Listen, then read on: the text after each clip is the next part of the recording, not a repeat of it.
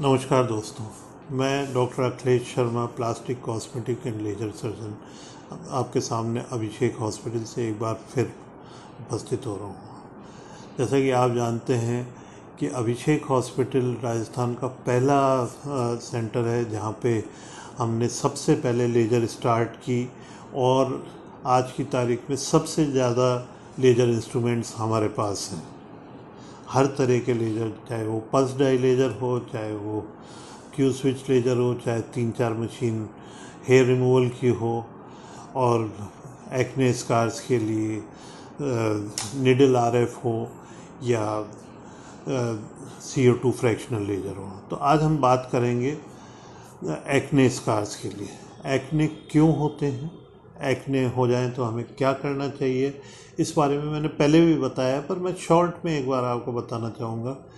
Acne होते हैं, कुछ लोगों की स्किन एक्ने प्रोन होती है, कुछ लोगों के हार्मोनल चेंजेस के साथ ही टीन एज में एक्ने होना चालू होता है। तो एक्ने स्कार से बचने का सबसे अच्छा तरीका ये है कि जैसे ही एक्ने होना चालू हो उनका ट्रीटमेंट टाइमली लिया जाए। अगर अपन टाइमली ले रहे हैं तो एक्ने स्कार्स होने के चांसेस बहुत कम हो जाते हैं। पर ये नहीं है कि एक बार ट्रीटमेंट लिया और बंद कर दिया, तो रेगुलर अगर वो लेते हैं।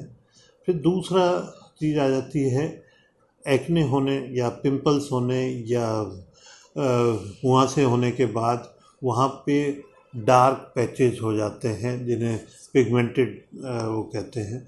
उनके ट्रीटमेंट के लिए कुछ मेडिसिन्स के साथ में कुछ पील्स वगैरह यूज़ की जाती है। कभी कभार ज़रूरत होने पे लेजर भी की जाती है, जिससे वो पिगमेंटेशन काफ़ी कम हो जाता है। तीसरी जो सबसे बड़ी प्रॉब्लम है डीप एक्ने स्कार, जो ख़ास तौर से इस एरिया में और बाकी इस एरिया में होते हैं, उनके लिए क्या किया जाए। तो उनके लिए दो तरह के प्रोसीजर्स काम में लिया जाता है। या तो सर्जिकली उसमें हम इंटरवेंशन करके सबसीजन और उसमें फिलर वगैरह भरें। दूसरा तरीका होता है लेज़र से करें। तो एक CO2 फ्रैक्शनल लेज़र होती है जिससे उस एरिया की लेवलिंग की जाती है। और डीप स्कार्स के लिए नीडल RF मशीन होती है जिसमें बारीक बारीक नीडल्स होती हैं, और उसके साथ में हीटिंग के लिए रेडियो फ्रीक्वेंसी हीटिंग की जाती है। उससे धीरे धीरे वो स्कार्स कम हो जाते हैं। तो हम दोनों चीज़ें जो हैं वो अल्टरनेट सिटिंग पे करते हैं। स्कार्स में हर बार जब भी मैं स्कार के बारे में बोलता हूँ, चाहे किसी भी तरह का स्कार हो, जलने से, कटने से, चोट लगने से, या एक्ने स्कार्स या एक्सीडेंट के स्कार ख़त्म नहीं किए जा सकते, बहुत हद तक कम किए जा सकते हैं।